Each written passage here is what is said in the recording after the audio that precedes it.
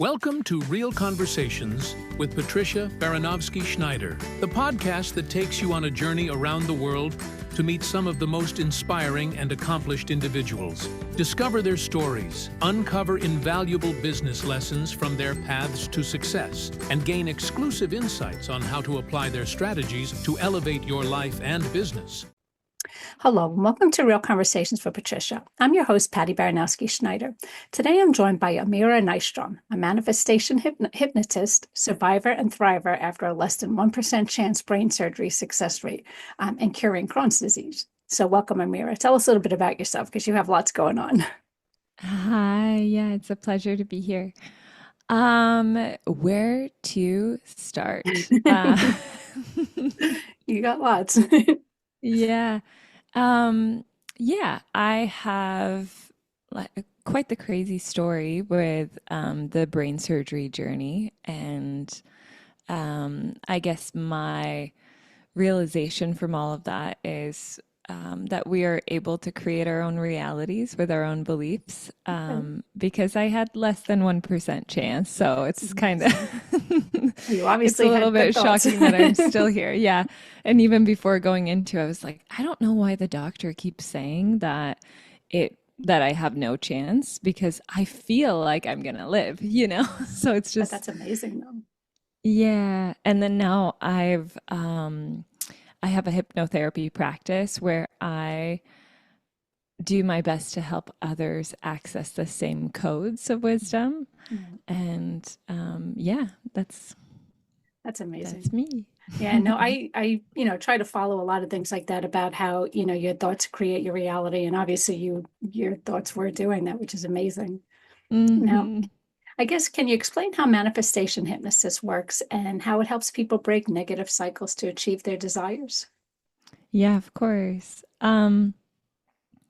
What I find is that we are always hypnotizing our reality to be whatever we are thinking. And so some people say manifestation is stupid, and then they focus more on the negative, and then they seemingly also attract the negative into their life. So it's just something where I feel so passionate about helping people align their energy to that higher frequency of what they actually want to attract. Because from my experience, it works. And so we wire ourselves through like a deeper meditative state, and just plug in the feelings and emotions of things actually being done and what they would feel like. And it gives us insights. It gives us codes of how to get there. Like one powerful practice is, if you had the best year ever, 1 year from today, then what would have needed to happen tomorrow? And just wiring ourselves to that future that we actually want to be living in. So for me, that's been a massive passion, because I see people all over running around in their mental prisons, and we all have them, where we just, we believe we're not enough. We can only get to this level. Like, we have all these glass ceilings for what we think is possible. And I think it's such a shame, because we're actually, from my beliefs, very limitless and capable. And it's became such a passion project to help people activate that. That's awesome, because people don't realize, like, everything from your upbringing, how your parents raised you, like I grew up in the era of kids are seen and not heard, do as you're told, you don't speak back, blah, blah, blah, and you always just have that belief that I'm never going to be good enough, no matter what I do, and it's amazing how, like I was a single mom of 2 kids way back when. And, you just, I guess in my subconscious, I always just felt like I wasn't doing good enough. I was a bad mom because I just couldn't provide everything I wanted to because I couldn't afford it, But this is in the back of my head. I'm not paying attention. And I remember at one point I had crazy insomnia, and I went to a hypnotist, and they were just, and it turns out it was just my own, I guess when you're asleep, whatever your subconscious was thinking about, I just always had this thought about, I should have been there for my kids. I should have did more.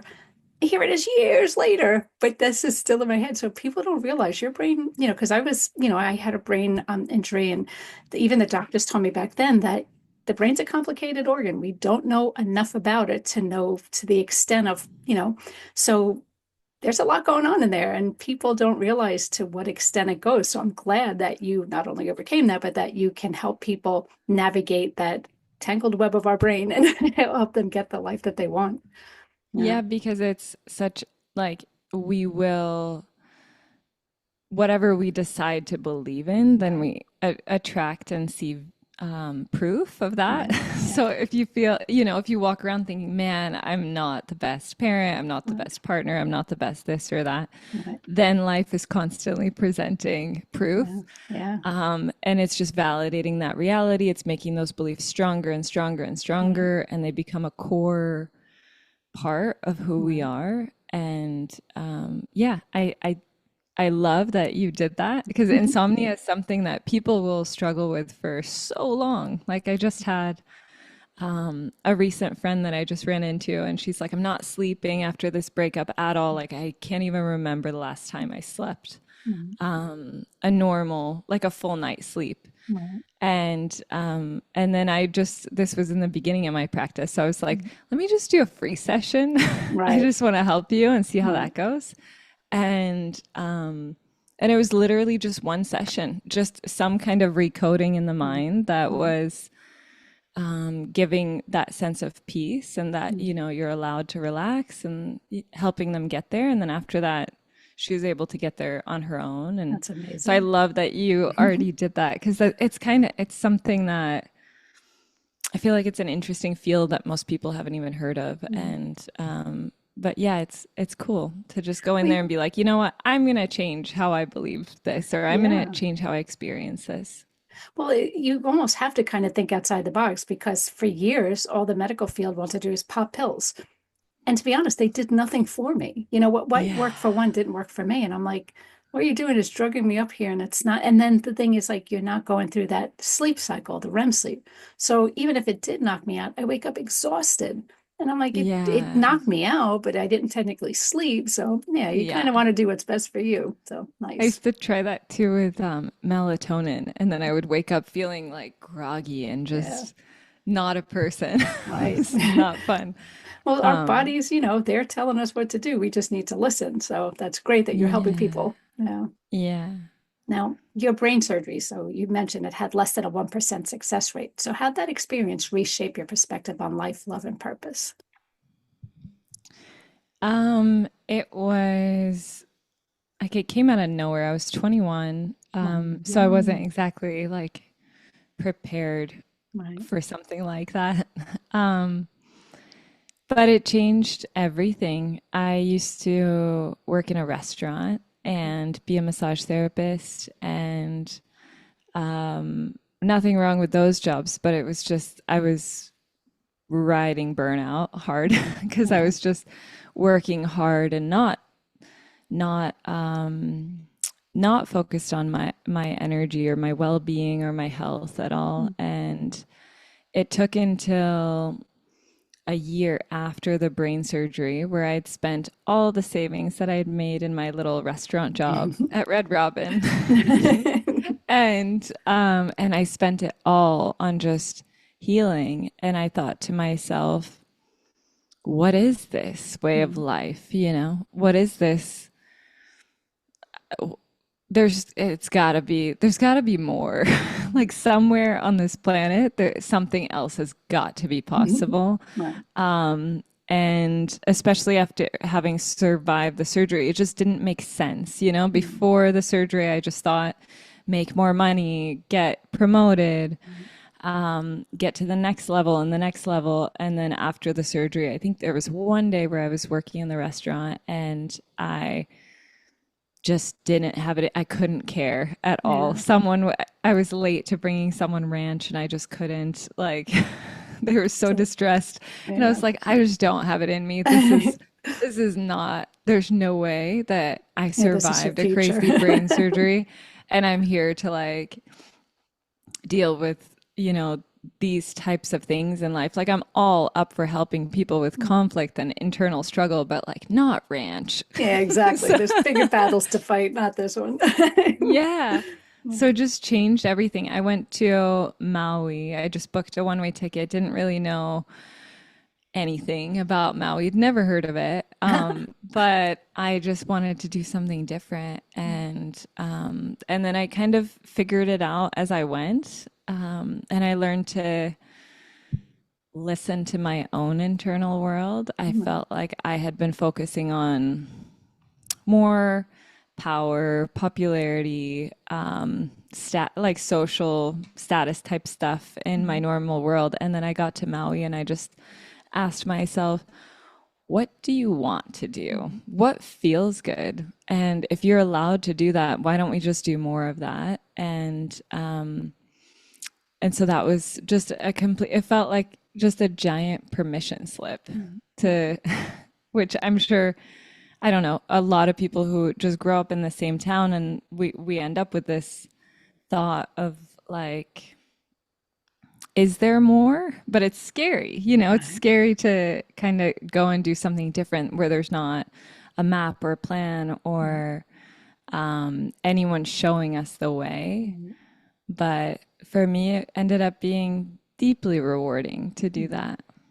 Well, it's tricky too, because we live in a world where, like, I just had a talk with someone recently, and how we constantly get bombarded with emails and ads and all that about get rich overnight and you could have the greatest life ever. Just follow me. And, it's like everybody's pitching the story. And then the funny part is, like we were saying, when you start looking, like I remember somebody had like a 3-day seminar and they were pitching how great this could be and how rich you can get and overnight success and all that.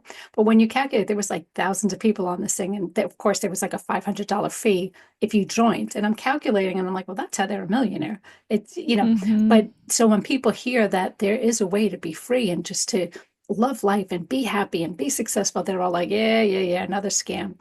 But it's you doing the work. It's not, you're not paying someone else to do it for you. So people get Hmm. skeptical, but, and it's not something that, again, the world teaches because they all want to sell you something, whether it be medical or schooling or whatnot. So nobody's Yeah. teaching you the better way to do it, which is unfortunate. Yeah. Hmm. Now, what were the key turning points in your journey to remission? And how have the natural remedies like fasting and ozone therapy played a role? And I guess explain what ozone therapy is. Yeah.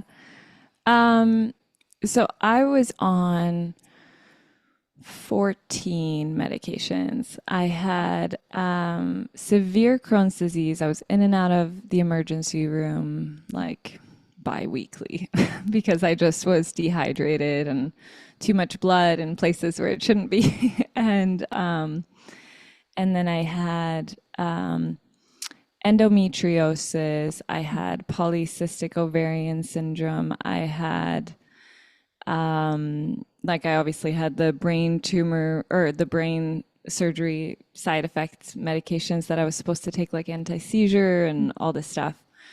And severe allergies, like to the point where I would go outside in the sun or in the heat and I would just break out in rashes really easy, or I would touch a dog or a cat, or like it was just, I felt fragile.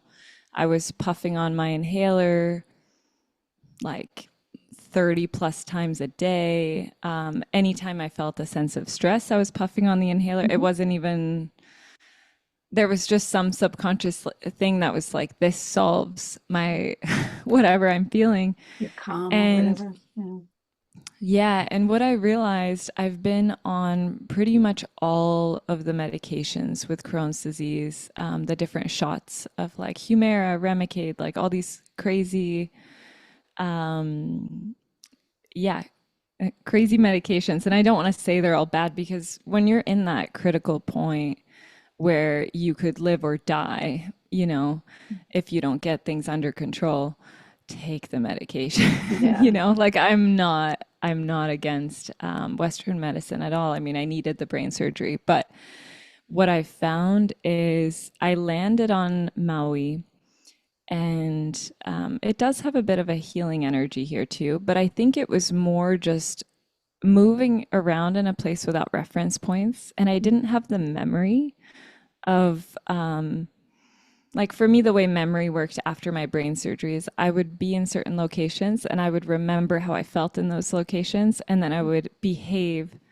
as I had behaved in those Okay. locations or around those people. Right. And so being on Maui, I didn't have reference points for Right. stress. I didn't have any friends around me reminding me to take my medications. Right. So I just went off of all of it. Really? I didn't, it had been like 2 weeks before my mom checked in on me and asked me, do you have an inhaler? And like, does it have enough puffs on it? Right. And do you need a refill or something? And I just said, oh, I forgot I had asthma. Huh. Oh, wow. Yeah, I guess but then I just thought, if I've gone 2 weeks without this thing, how much of this is in my mind, you know? Yeah.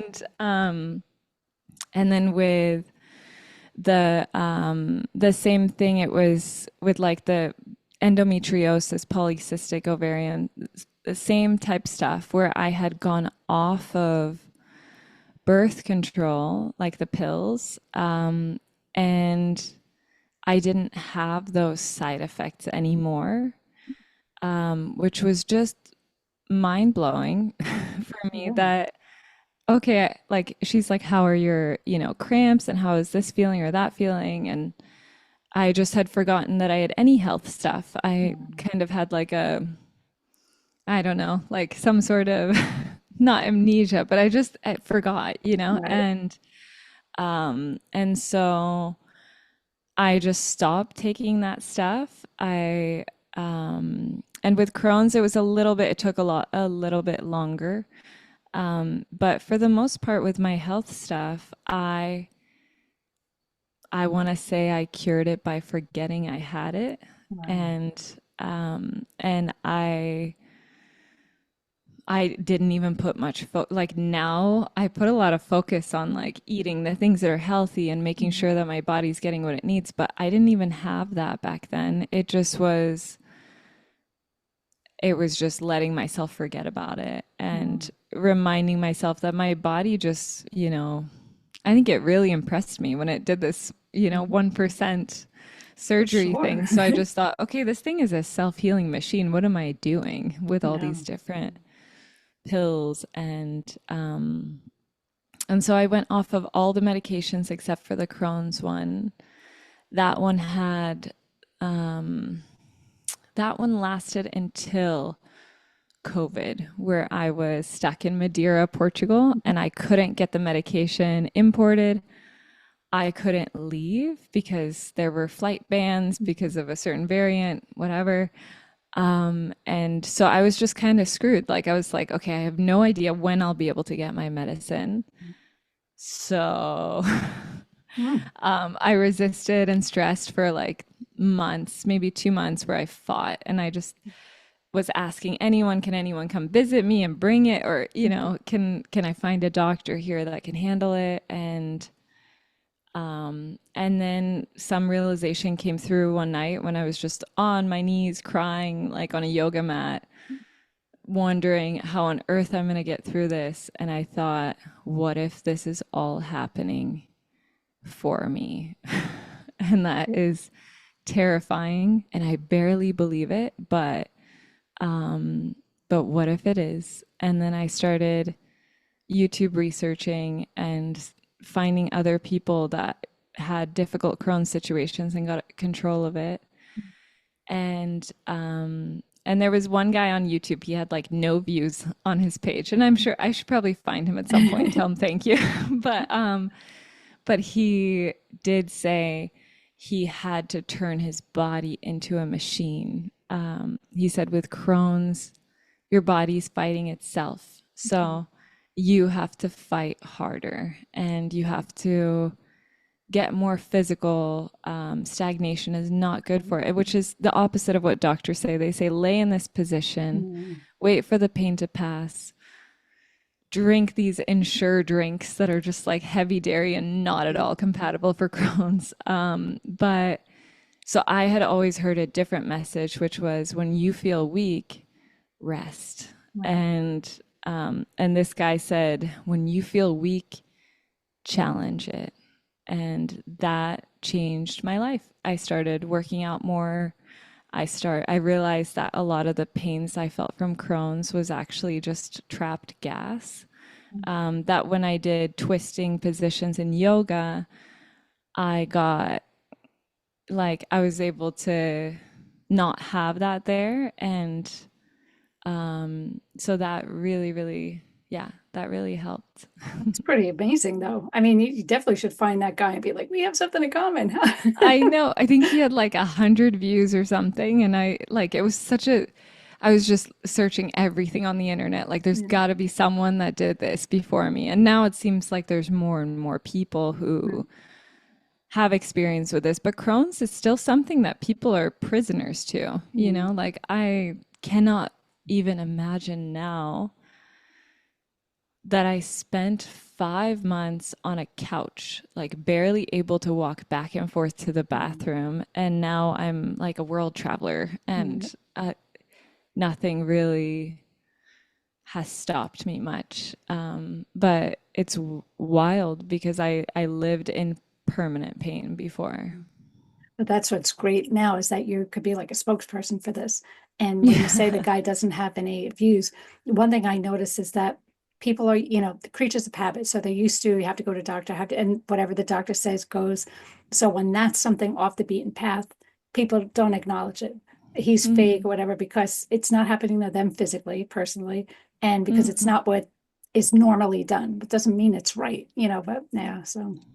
Yeah. Yeah. And No, I think what you asked about with fasting and ozone too, those are fasting I swear by. That has been, it's like the deepest form of self-love to the gut that I can think of, because it's saying, I trust you, body, to repair yourself. And because what happens is our bodies are self-healing machines. Like, we get a scrape or a cut and it's like it starts to repair it. And the same thing with the gut.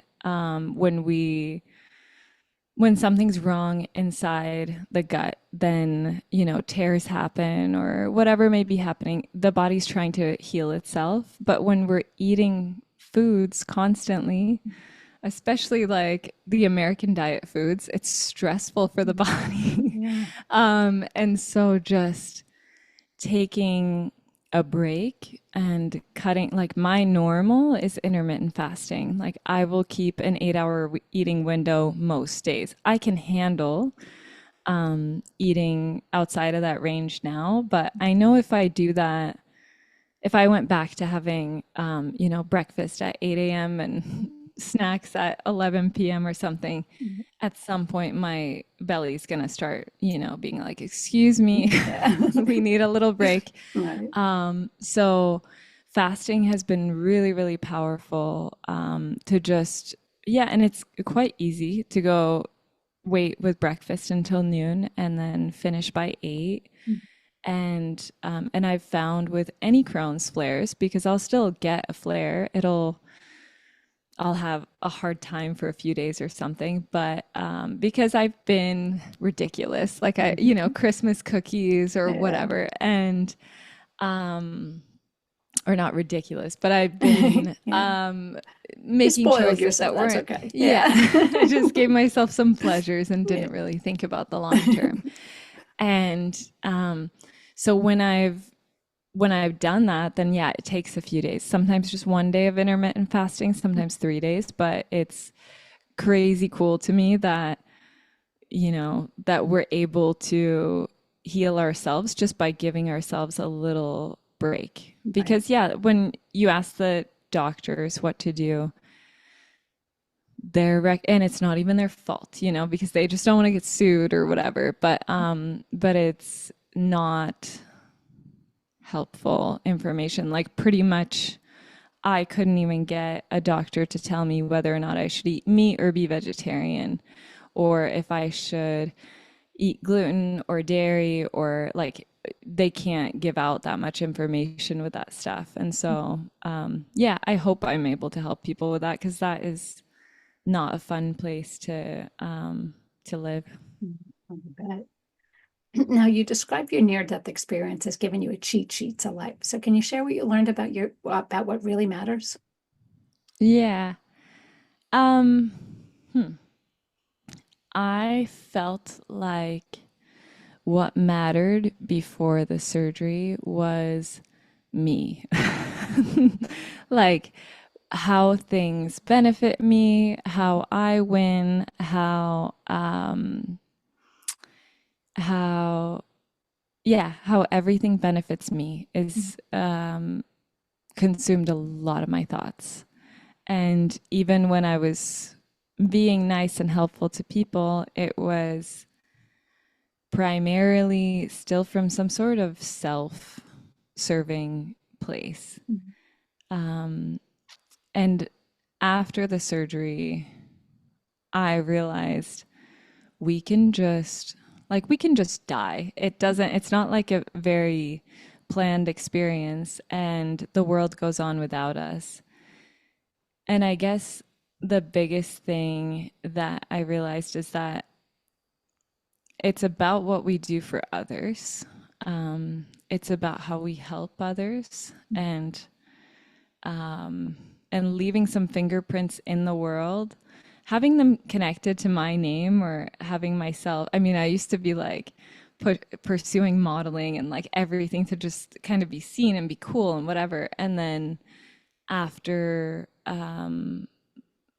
after that surgery, I just learned to appreciate what's more authentic and real. And yeah, helping people became a huge driver in my life. I mean, it's great. I mean, I love helping people. You just feel good yourself, and I guess Yeah. it's when you get older too, you start realizing, okay, it's not all about me, but it is, I always said, I wish life came with a manual. Like, what on earth, or why are we here? What are we supposed to do? But people always say, do good and help others and just, be happy and blah, blah, blah. So I know helping people, it's a good thing and it makes you feel good. You're helping people and it's like a win-win. So, yeah. Yeah, and gratitude is another crazy powerful code that that what we have or don't have Mhm. isn't really what matters. It's how we're receiving it and what we make it mean. Like especially traveling to more poor places and stuff, and you see them just be so much happier. It's kind of mind blowing that Yeah. we think we have more, or we have more figured out, and the reality is we don't. So I think it's more, what it taught me is just enjoy what you have, do your best for your people Mm. and for anyone really, and just see the world as everyone's a human instead of like be kind to all the humans. Mm. Because before I saw my humans, the ones that I'm good to, and then I saw other humans and those I don't really care at all, so it was very humbling, and from being like, I don't know, more status chasing before to then afterwards, my first best friend on Maui was living in a car in like our parking spot. And I was like, oh, this is going to be my new best friend, which is just so different. Mm. But yeah, I think, yeah, gratitude and treating people, like a huge thing that changed for me is I would feel pretty comfortable having conflicts with people, like just not necessarily big conflicts, but unspoken energy in the world with somebody somewhere. I felt comfortable with that. Whereas after the brain surgery, I thought, what if one of us died and this was the last interaction? It just changed things. If I'm, upset with a family member or a friend, I just started to think, what if that was the last conversation? Do I feel good about that? And then I would do what it takes to feel a little bit more clean in my own integrity. But that was a completely different shift because I never really thought about those types of consequences before. Yeah. And when you mentioned about like, you know, chasing status and whatnot, I mean, that's the world that we were raised in, you know, it's like between social media, television, you know, competing in school, you know, sports, whatnot, be better than that one, you know, and social media is like the biggest culprit of them all. You know, you have to be, you know, be top model, which, you know, it's funny because I went through this back in my day too, which led to anorexia, bulimia. These are not even real people. You know, I mean, they're real people, but what you see is not real, you know, It's like and like filters Photoshop. too. 100%, you know, and it's like, but this is what we're made to believe is what matters, you know. So, you know, I'm glad that you were able to take a step back and say, you know, that's not even important because you're striving for something that we're never going to get. You know, I mean, very few people, because I'm 5'9.5" and I weighed 130 pounds, which is pretty thin. Back then, going back many months ago, they taught this was they didn't have big women modeling back then. And they were telling me that I think you should look into like big women modeling. And I'm like, I was 130 pounds. I was a stick. And I'm like, They really? said the same to That's me. It's so it's funny. insane, you know? So I'm glad that, you know, people are starting to realize that it's fake, it's not real. And, you know, Yeah. there's more important things in life than that, you know? And just that dream feels quite empty to think about. Yeah, like that's not the impression. If we, I guess that question of if we died next year or tomorrow or soon, what is the thing that we would want to leave behind? To imagine that, you know, modeling, I guess, that feels quite empty. If I shared my Crohn's knowledge and it helped just one person, then that feels a lot more fulfilling. Yeah, for sure. But it just depends on what drives us and it changes. Like, Right. I think you're right. It's when we're younger, it's maybe more pressing to work on like me, you know, and then as we get older, I think I got lucky getting some of that information in a surgery. But just that that's not really what matters at all. Yeah.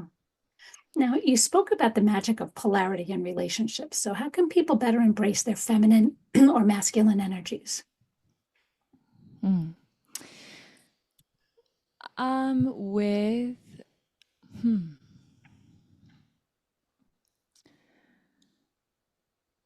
I think with any type of couple, and this is straight, gay, whatever, like any combination of two people, we have an energy of feminine and masculine in all of us. And I do feel like we need both. We need to be able to like do business or have a job or whatever, and that's more masculine energy. And then feminine energy is like nurturing, like at least nurturing ourselves, ideally nurturing, having a few other things we get to nurture too tends to help us soften. And I guess in relationships, I would say, depending on the formula that you have, like what kind of person you're with, a lot of people feel kind of stuck to what's automatic there, but it's a fun thing to play with. For me, something I've learned a lot, I've been in all kinds of different relationships, but to soften and be more vulnerable, open, feminine with my partner has created a lot of magic. It's not necessarily the recipe for everyone, but I would say that if you are with a masculine guy, then it's fun to play with that softness and to get more and more into it and feel more and more comfortable in your feminine. Because I think there's like a belief out there that femininity is weak, you know, or that traditional things are weak or silly or whatever. And I guess for me, I find strength in it. I find strength in vulnerability. I think it's the strongest thing you can do is really share yourself with who you're with, or with the world. So for me, I've gotten a lot of joy out of helping people feel more feminine. There's a program I just did of moving from the mother energy to muse, Okay. and that was very cool. Just seeing how like really powerful women want to help, and they want to fix and they want to show up and invest, and that's beautiful. And it's also quite nice to, I don't know, let ourselves off the hook on some of that and just be like, nah, he's got it. Yeah. And just be more of the muse. Nice. I agree 100%. Now, how do you maintain a warrior mentality through such significant challenges? And what advice would you give to others facing tough times?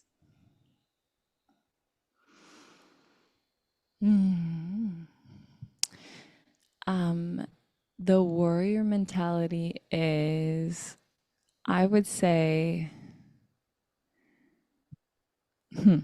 I would say that looking at your life from a place of what do you genuinely want to experience, and just allowing yourself to dream is terrifying.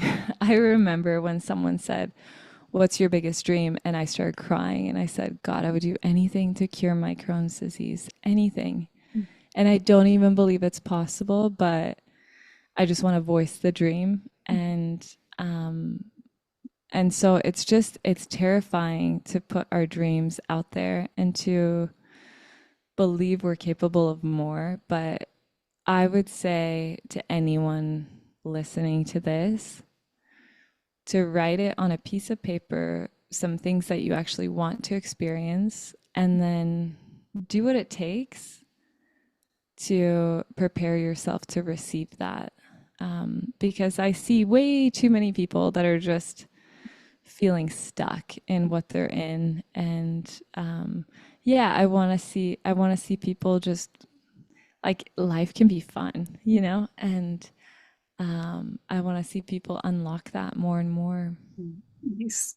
Yeah, I mean, people, it's a tough thing. It's like when I know, like with manifestation, when they say, you have to feel what it's like to have achieved it. But when you talk to people and they're like, well, I want to be rich, but I'm bouncing every check. I don't even have the money for my mortgage. How do I feel rich when so it is a mental thing where they need help with that. So, helping people navigate and understand, and that's all good stuff.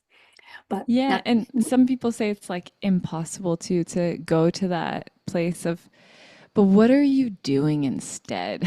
You know what I mean? It's like just those thoughts that are happening instead, where it's, oh, I can't do this, or we can't afford this, or we can't do that, or we can't. And what happens, it's not like hypnosis sounds like this super wild spiritual thing. It's not. It's just a deep state of accessing different information. And so when you decide, I want this dream, and your brain starts committing to it, and it starts thinking of ways to make that happen. And it's really just your own insights that are coming through in the process. But yeah, I think it's important to just dream bigger. We can always step into more and more of our power. Yeah. And we are just not like, we're not on this planet to just be prisoners of our mind. Like 100%. Yeah. I tell my people say, well, what are we here for? More than what we're doing now, that's for sure. Yeah, but they need somebody exactly. to guide them there. Oops. Yeah. Yeah. Sorry. 1 second. Let's see. Now tell us, how was your journey influence your approach to mental health, and what strategies do you recommend for fostering resilience? I think that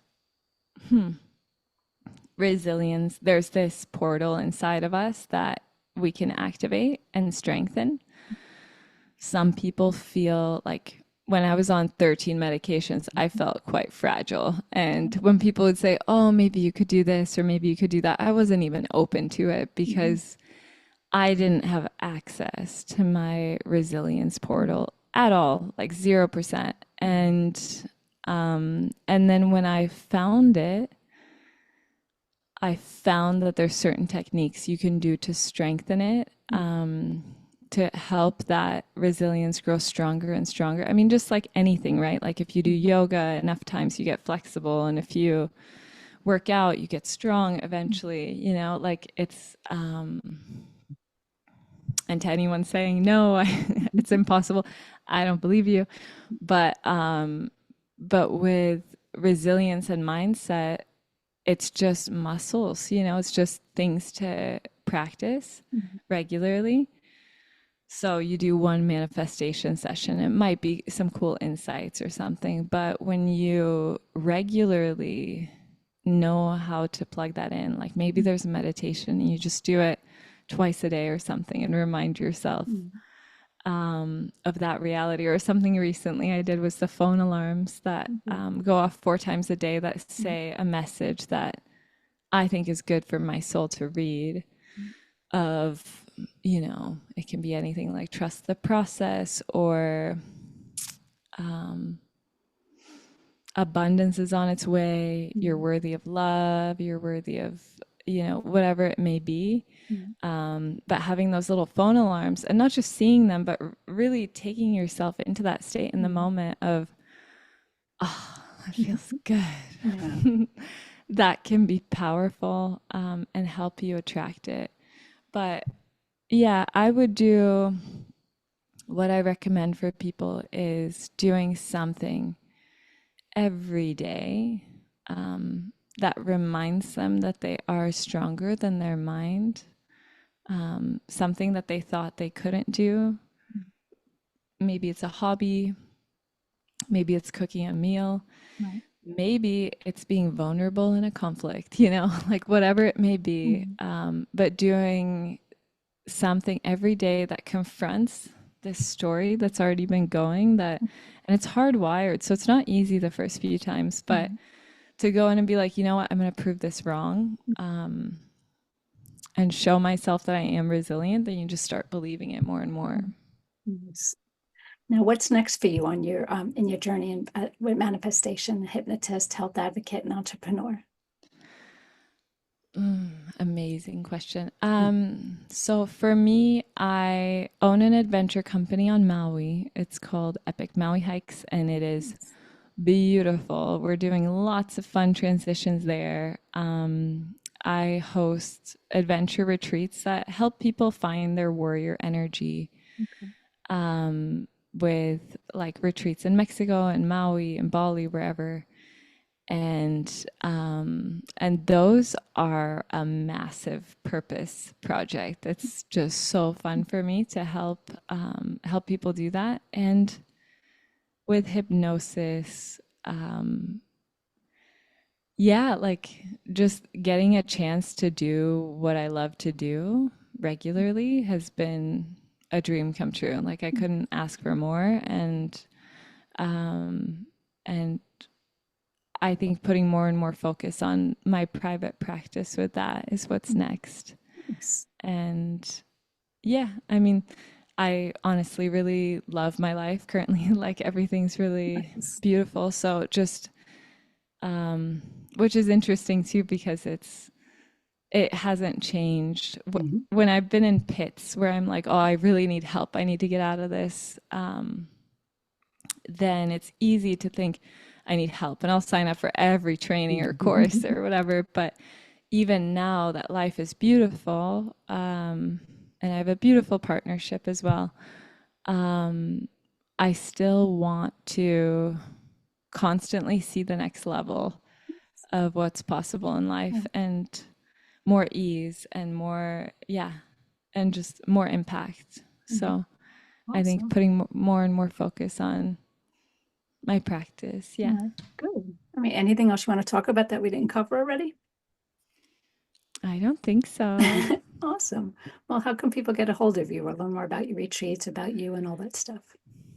I think that the best way is to reach me on Instagram at Traveler of Love, or on my website, activatewithamira.com. I think that those are the 2 best ways to reach me. Awesome. Yeah. Well, thank you again for being on the show. Again, that was Amira Nyström. So thanks for listening to Real Conversations with Patricia. Never miss an episode by subscribing to the channel. So thank you again.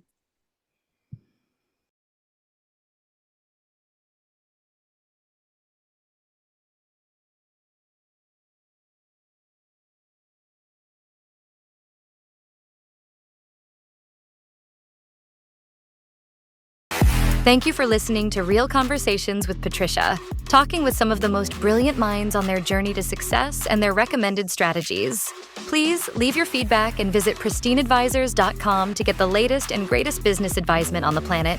Feel free to let me know your thoughts, suggestions, and anything else you'd like me to cover. Together, we can make success happen for all.